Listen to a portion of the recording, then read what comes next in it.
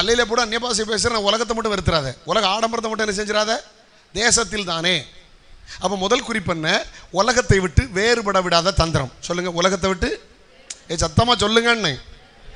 அன்னைக்கு வேறுபாடு விசுத்தி இருந்துச்சு. ஆமாம், அது கல்ஃபு போனாலும் சரி, அமெரிக்கா போனாலும் சரி, வேறுபாடு விசுத்தி இருந்துச்சு. இப்போ நான் பார்க்கேன், இங்கே இருந்து போகும்போது பரிசுத்தவர்கள் ஜெபம் பண்ணி உபவாசம் பண்ணி ஏற்றி விடுவாங்க. இவங்க கல்ஃபு போகும்போது பென்சில் போல போவாங்க, அங்கே போய் ஆப்பிள் போல ஆவாங்க. ஆனால் അവിടെ போய் நோக்கியால் வேறுபாடில்ல, விசுத்தி இல்லை, எവിടെയോ போய் எங்கனையோ போய். ஹலோ, இங்கே நல்ல ஜலையும் கட்டிட்டு முக்காடு போட்டு கையை அடித்து ஆவியில் அந்நிய பாஷையில் களி கூர்ந்தது. கல்ஃபில் போய் நோக்கியால் ஜீன்ஸ் பேண்ட்டும் டிஷர்ட்டும், அங்கே முக்காடு ஒன்றும் இல்லை, வேறுபாடும் போய் விசுத்தியும் போய் எവിടെയോ போய். இங்கே பரிசுத்தவான்கள் ஜெபம் பண்ணி உபவாசம் பண்ணி ஏற்றி விட்ட கேஸ் இது. இன்னும் ஒன்றும் சொல்ல மாட்டீங்க, பதுக்க சொன்ன மாதிரி கேட்டா வெளியே கட்டப்படாது. அப்போ இன்னைக்கு எது முக்கியம்? 7 உபதேசம், பெந்தெகோஸ்ட் அஸ்திபார உபதேசம், the fundamental doctrines. அப்போஸ்தலர் 2ஆம் அதிகாரம் 38-41 வரை. 1 மனம் திரும்புதல், 2 ஞானஸ்நானம், 3 அபிஷேகம், 4 வேறுபாடு, 5 அந்நியோன்யம், 6 அப்பம் விற்குதல், 7 ஜெபத்தில் உறுதியாய் தரித்திருத்தல். ஹலோ, அதுல 4வது தெரியுமா? வேறுபாடு. அந்த வேறுபாடுங்கிற வார்த்தைக்கு ஆங்கிலத்தில் செப்பரேஷன். செப்பரேஷன் மீன் ஹோலினஸ். வேறுபாடுங்கிற வார்த்தைக்கு அர்த்தம் தெரியுமா? பரிசுத்தம். பரிசுத்தம் இல்லாமல் ஒருவரும் தேவனை தரிசிப்பது இல்லை. ஊழியம் செய்கிற நானோ, கர்த்தருடைய வார்த்தை கேட்கிற நீங்களோ, 2 பேருக்கும் தேவை பரிசுத்தம். அவர் God is a holy God. நம்முடைய தேவன் யார் தெரியுமா? பரிசுத்தர். ஒரு அலையிலே சொல்லுங்க. அப்ப முதல் பிசாசின் தந்திரம் என்ன? வேறுபட விடாத பிசாசின் தந்திரம், உலகத்தை விட்டு வேறுபட விடாத தந்திரம். அடுத்தல 2:8-28 வாசிங்க. அப்பொழுது பார்வோன், நீங்கள் உங்கள் தேவனாய் கர்த்தருக்கு வனாந்தரத்துக்கு போகும்படி நான் உங்களை போக விடுவேன், ஆனாலும் அதிக தூரம் போக வேண்டாம். ஆனால் ஆண்டவர் இவங்களுக்கு கொடுத்த டார்கெட் என்ன? இவங்க கொடுத்த திட்டம் என்ன? எகிப்தை விட்டு புறப்பட்டு எங்கே போய் சேரணும்? கானான். நம்ம கன்னியாகுமரி பாசல அடவுன்னு சொல்லுவாங்க, அப்படி தானே? அடவு பயலுங்க, நல்ல அடவு சொல்ல மாட்டாங்களோ? குழப்பந்தான். நானும் ஒரு 34 வருஷம் சுற்றி நடக்கேன். கெட்டியலா, எனக்கு இங்கே உள்ளதெல்லாம் தெரியும். கெட்டியலா ஓட்டு அடவு என்ன சொல்லுங்க? தந்திரம். இவனுக்கு பயங்கர அடவு. லாஸ்ட்ல என்ன சொல்லலாம் தெரியுமா? எனக்காக ஜெபம் பண்ணிக்க, ப்ரே ஃபார் மீ. ரொம்ப தூரம் போகாத. என்ன சொன்னா? சொல்லுங்க, அதிக தூரம் போக வேண்டாம் அப்படின்னு அர்த்தம். நம்ம என் கண்ட்ரோல்ல இருக்கு, என் பார்வையில் அல்ல இல்லையா க்ளோரி போட்டுக்க, எனக்கு கண்ட்ரோல்ல இருன்னு. தோத்திரம், எனக்கு கண்ட்ரோல்ல இருக்கு. 2வது என்ன தெரியுமா? வளர்ச்சியை தடுக்கிற பிசாசின் தந்திரம். முதல்ல சொன்னேன், உலகத்தை விட்டு வேறுபட விடாத பிசாசனுடைய தந்திரம். இப்போ வளர்ச்சியை தடுக்கிற பிசாசனுடைய, நீங்க வளரணும்னு கர்த்தர் விரும்புகிறார். கர்த்தராகிய இயேசு கிறிஸ்துவை அறிகிற அறிவில் என்ன செய்யுங்கள்? வளருங்கள். ஆண்டவருக்கு 3வது 10ஆம் அதிகாரம் 8ஆம் வசனம், சாப்டர் 10 verse 8. அப்பொழுது மோசே ஆரோனும் பார்வோனுக்கு திரும்ப அழைக்கப்பட்டார்கள். அவன் அவங்கள பார்த்து கேட்கலாம், யார் யாரெல்லாம் போறீங்கன்னு கேட்குறான். நீங்கள் போய் செய்யுங்கள் என்றான். யார் யார் போகிறான்னு என்கொயரி பண்ணுறான். இளைஞரோடும் முதுவயதரோடும் குமாரரோடும் குமாரத்திகளோடும் போகிறோம் நாங்கள். அவன் லாஸ்ட்டில் என்ன சொன்னான் தெரியுமா? உன் ஒய்ஃபும் உன் பிள்ளை என் கண்ட்ரோலில் இருக்கட்டு, நீங்கள் மட்டும் போங்க. எப்படியா சரிதானே? இவ்வளோ தந்திரம் பாருங்க, நரி தந்திரம் பாருங்க. வேதனை சொல்லுது, நானும் என் வீட்டாருமோ என்றால் கர்த்தரையே சேவிப்போம். ஏசாயா 8:18 வாசிக்கிறோம், நாங்களும் கர்த்தர் கொடுத்த பிள்ளைகளும் இஸ்ரவேலிலே அற்புதங்களும் அடையாளங்களுமா இருக்கிறோம். இவன் என்ன சொல்றான்? வைஃப் பிள்ளைகள்லாம் ஏன் கண்ட்ரோல்ல இருக்கு, நீ மட்டும் போ. குடும்பத்தை பிரிக்கிற வஞ்சக தந்திரம். சொல்லுங்க, ஃபேமிலியை டிவோர்ஸ் பண்றது, ஃபேமிலியை டிவைட் பண்றது பிசாசுடைய பயங்கர தந்திரம்.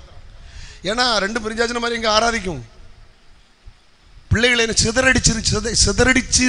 சிதறடிக்கப்பட்டு போகும் மாதிரி பிள்ளைகள் எப்படி ஜெபம் பண்ணுவாங்க, எப்படி கர்த்தருக்குள்ள இருப்பாங்க, ரொம்ப கஷ்டம், வெரி ரேர். 3வது தந்திரம் என்ன தெரியுமா? அவன் முதல்ல சொன்னான் வெளியே போகாதன்னு சொல்லி பார்த்தான், இல்லை முடியாது வெளியே போயிடுவாங்க. 2வது சொன்னான் ரொம்ப தூரம் போகாத, லிமிட்ல போ, தடுக்க பார்த்தான். 3வது என்ன சொல்லி பார்த்தான்? குடும்பத்தை தோத்திரம். ஒரு குடும்பம் பிசாசு கண்ட்ரோலில் இருக்கட்டும், நீ வேணா போ. பிரிக்க பார்த்தான், இவங்க முடியாதுன்ட்டாங்க.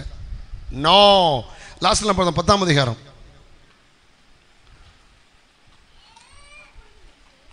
24 இருந்து 10:24 இருந்து. அப்பொழுது பார்வோன் மோசே அழைப்பித்து, கர்த்தருக்கு ஆராதனை செய்யுங்கள், ஆடுகளும் மாடுகளும் மாத்திரம் நிறுத்தப்பட வேண்டும், போகலாம் என்றான். அப்போ அதுக்கு அர்த்தம் என்ன தெரியுமா? கவனிங்க. முதல்ல சொன்னால் எகிப்தை விட்டு போயிடாத, ரெண்டாவது சொன்னால் ரொம்ப தூரம் போயிடாத, மூணாவது சொன்னால் உன் பிள்ளைகள் மனைவிலாம் என் கண்ட்ரோலில் இருக்கட்டும்னா முடியாதுன்னு. நாலாவது சொல்கிறான், சரி போ போய் தொலை, உன் பிள்ளைகள் மனைவிலாம் கூட்டிகிட்டு போ, ஆனால் ஒன்று செய், ஆடு மாடை மட்டும் நிறுத்திட்டு போ. எவ்வளோ கடூரமான தந்திரம் பார்த்தீங்களா? அன்னைக்கு 5 விதமான பலிகள்: குற்ற நிவாரண பலி, பாவ நிவாரண பலி, சர்வாங்க தகன பலி, போஜன பலி, சமாதான பலி. போஜன பலியை தவிர மிச்ச 4 பலியும் செலுத்த என்ன தேவை? ஆடு மாடு தேவை. இவன் எங்கே கை வைக்கான்?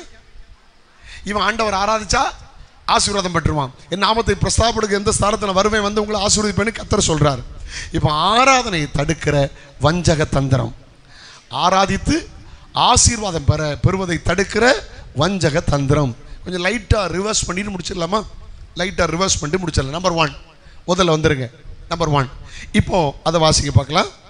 8:25. பார்வோன் மோசே ஆரோனை அழைப்பித்து, போய் தேசத்தில் தானே பலியிடுங்கள். என்ன சொன்னா? தேசத்தில் தானே. நம்ம கவனிக்க, என்ன கவனிக்க, உலகத்தை விட்டு வெளியே போயிடாத, என் கண்ட்ரோல் விட்டு வெளியே போய், தேசத்தில் தானே. நல்ல கவனிக்கணும், நல்ல கவனிக்கணும். நம்முடைய ஜனம் வேறுபட்ட ஜனமாக இருக்கணும். கர்த்தருக்கு ஸ்தோத்திரம். வேறுபட்ட ஜனமாக இருக்கணும். இல்லை நம்மளை பார்த்தவொன்னே தெரியணும். ஒரு கண்டக்டரை பார்த்தா தெரியுது, ஒரு போலீஸை பார்த்தா தெரியுது, ஒரு நேவியை பார்த்தா தெரியுது, ஒரு டாக்டரை பார்த்தா தெரியுது. விசுவாசி ஒன்றை பார்த்தா தெரியுதா? ஹலோ, ஊழியக்காரங்க என்ன பார்த்தா தெரியுதா? எல்லாத்தையும் பார்த்தா தெரியுது. பார்த்தோன்னே சொல்லணும், டாக்டர், போலீஸ், ஆக்டு, எஸ்ஏ, இன்ஸ்பெக்டர், அவங்க ஸ்டார்ஸ், அவங்களுடைய ட்ரெஸ் கோடை பார்த்தோன்னே கண்டுபிடிச்சிடும். உங்களை பார்த்தோன்னே அன்னைக்கு தெரிஞ்சதில்ல, அந்த காலத்தில் தெரிஞ்சது. அந்த காலத்தில் ஞானசானத்தில் வந்தால் சொன்னாங்க, இப்படி பார்த்தோன்னே கேட்பாங்க, புள்ளி மனசாந்திரம் விட்டுலே அங்கேயும் இப்போ ஸ்நானம் இல்லை, என்னை அடுத்த முறை பார்க்கலான்னு தள்ளி விட்டாங்க. ஏன்னா வேறுபாடு எனக்கு இல்லை. இன்னைக்கு என்ன செய்ய? தோத்துற சபை பெருத்து போச்சு. இன்னைக்கு கடினமாக உபதேசம் சொன்னால் எங்கள் பாஸ் சரியில்லைன்னு எல்லா இடத்துக்கும் போய் ஏமாத்துற கேசுகள் இருக்குது. எப்படி வந்தாலும் பரவாயில்லன்னு தங்கள் பரிசுத்தவான்களை மாதிரி நடித்து கொள்வார்கள். ஆனால் தங்களை பரிசுத்தவான்களை போகிற நடிப்பாக அவ்வளோ நடிப்பு. ஆனால் அங்கே உள்ள போய் பார்த்தா தான் தெரியுது உலகம். அதனால தான் ஏசுநாதர் சொன்னார், வெள்ளையடிக்கப்பட்ட கல்லறையே உனக்கு ஐயோன்னார். ஆண்டவருக்கு சோத்திரம். இந்த வருஷமா இல்லை சொல்லுங்க. பண்டு காலத்தில் அப்படி தான் இருந்துச்சு. ராபோஜனம்னா கால்களி தான் ராபோஜனம். ஜாதி வேற்றுமை கிடையாது, பாச வேற்றுமை கிடையாது, உயர்வு தாழ்வு சின்னதெல்லாம் கிடையாது. இப்போ நடிப்பு எப்படி தெரியுமா?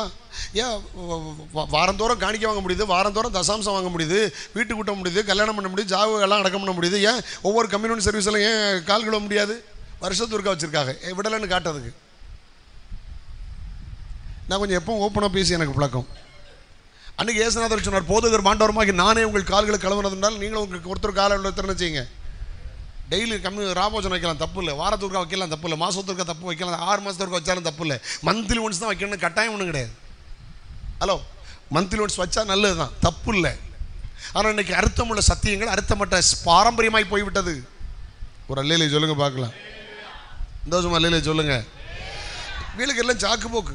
முன்னால் ஒரே கிளாஸில் தான் ஒயின் குடிப்பாங்க. இப்போ கொரோனா வந்துடும் எல்லாருக்கும். எல்லாத்துக்கும் ஜாப் போய் கொடுத்தாச்சு. இப்போ எல்லாரும் கையில் அது சாயக்கடையில் போய் எந்த குடிகார போயிலும் வெள்ளாடி பார்ட்டியை குடித்த கிளாஸில் சர்பத்து கிளாஸில் வாய வச்சு ஊன்னு அங்கே இழுக்கிறதுக்கு அவிகளுக்கு ஒன்றும் கொரோனா வராது.